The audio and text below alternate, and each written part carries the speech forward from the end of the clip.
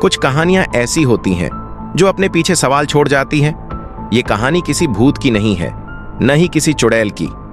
ये कहानी है उस एहसास की जो इंसान को तब होता है जब वो जान लेता है कि वो अब कभी अकेला नहीं रहेगा।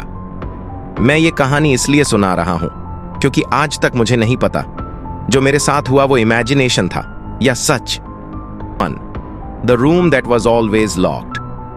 मैं उस वक्त 27 साल का था। नई नौकरी लगी थी, नई जगह और रहने के लिए एक पुराना सा किराए का घर। मकान बहुत सस्ता था, शायद जरूरत से ज्यादा सस्ता। मालिक ने बस इतना कहा था, ऊपर वाला कमरा ज्यादा इस्तेमाल में नहीं है। मैंने ज्यादा सवाल नहीं किए क्योंकि मुझे कमरा चाहिए था, जवाब नहीं। पहली कुछ रातें बिल्कुल सामान्य रहीं, लेकिन चौथी रात करीब 2:40 बजे मेरी नींद खुली।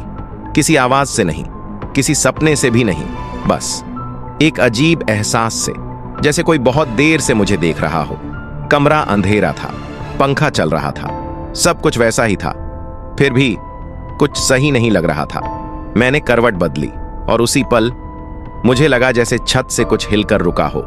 मैंने ऊपर देखा, कुछ नहीं था, लेकिन उसी रात पहली बार मैंने वो सुना, ऊपर वाले कमरे से कदमों की आवाज। Part 2, questions that remain. अगली सुबह मैंने मालिक से पूछा, ऊपर कौन रहता है? वो कुछ सेकंड चुप रहा, फिर बोला, कोई नहीं। मैंने कहा, लेकिन रात को आवाज आती है। उसका चेहरा बदल गया, जैसे उसने ये सवाल पहले भी सुना हो। पुराना घर है, आवाजें आती रहती हैं। उस दिन के बाद मैंने ऊपर की आवाजों पर ध्यान देना शुरू किया। हर रात लगभग एक ही समय, 2:30 से 3 बजे के बीच। कभी धीमे कदम, कभी कुर्सी खिसकने जैसी आवाज, कभी ऐसा लगता जैसे कोई खिड़की खोल रहा हो। एक रात हिम्मत करके मैं सीढ़ियां चढ़ा। ऊपर वाला कमरा बंद था, दरवाजे पर ताला लगा था, लेकिन अंदर से हल्की सी सांस लेने की आवाज आ रही थी। मैं वहीं खड़ा रहा, हाथ कांप रहे थे और तभी अंदर से एक आवाज आई, इतनी जल्दी आ गए? Part 3, that voice wasn't mine. मैं पीछे हटा, दिल इतनी जोर से धड़क रहा था कि लगा सब सुन लेंगे।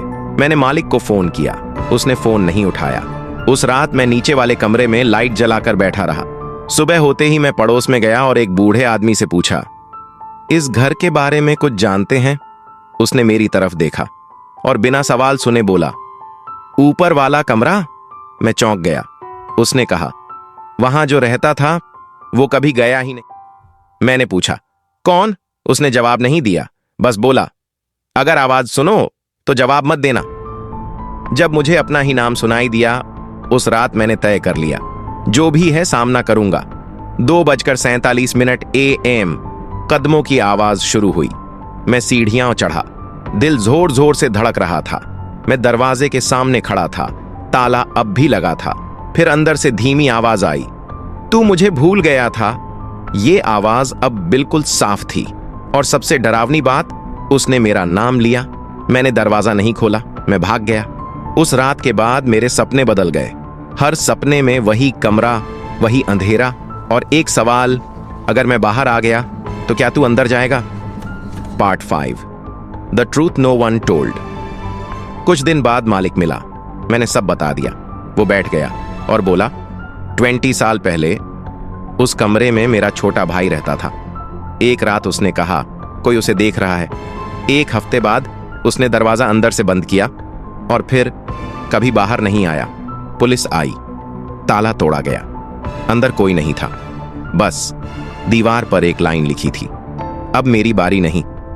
Part 6, ending buildup. आज इतने साल बाद मैं उस घर में नहीं रहता, लेकिन कुछ रातें ऐसी होती हैं जब 2:40 पर मेरी नींद खुल जाती है और मुझे लगता है जैसे कोई मेरे कमरे के बाहर खड़ा है। दरवाजा नहीं खटखटाता, बस खड़ा रहता है, जैसे इंतजार कर रहा हो कि मैं पूछूं, कौन है?